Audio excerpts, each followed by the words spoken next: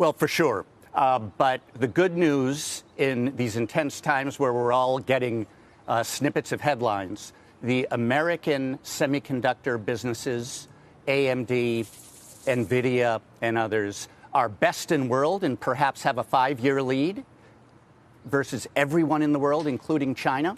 And therefore, there's time to work through these very complex supply chains.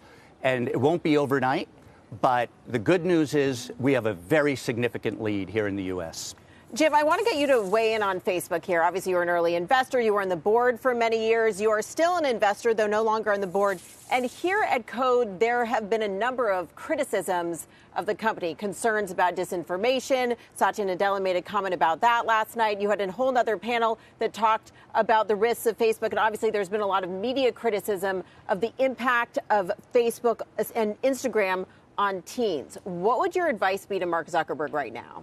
Well, Mark and Sheryl, I think, remain as good a team as there is in the world of technology. Instagram's a real difficult one.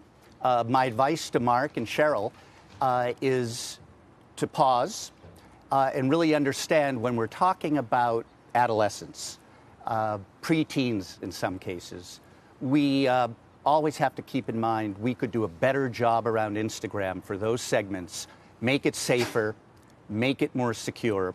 But the fact is, again, on Facebook, when I think about it, I invested in 2005 at 5 cents a share. And there have been a lot of really difficult times. But when we bought Instagram, it was Mark who said Facebook Photos is very close to Instagram. Instagram's 1% better. That's worth $1 billion to Facebook. And if you listen to Mark talk about the metaverse, it sounds like he really wants to have a whole new phase of the company. You've invested a lot in AI. That's a big thesis for you. But what are you seeing as the potential for Facebook? And can it make this transition into being a metaverse company? Well, the metaverse has elements where there's a business maybe 2-3 years from now.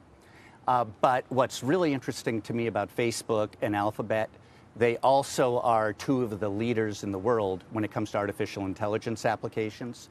And so doubling and tripling down in some of these areas, I think will make a lot of sense for Facebook. And Mark and Sheryl, again, I think are extraordinary leaders. And our outgoing CTO, Mike Schrepfer, who will be a fellow, is really leading the charge on AI, and he's about as good as it gets. Do you think then that the metaverse, although it's talked about a lot, it was starting in the earnings calls and then on television, is that an overriding thematic reason to buy, you think, here? No. I think I love the idea of the metaverse, but I think it's 4 to 5 years out.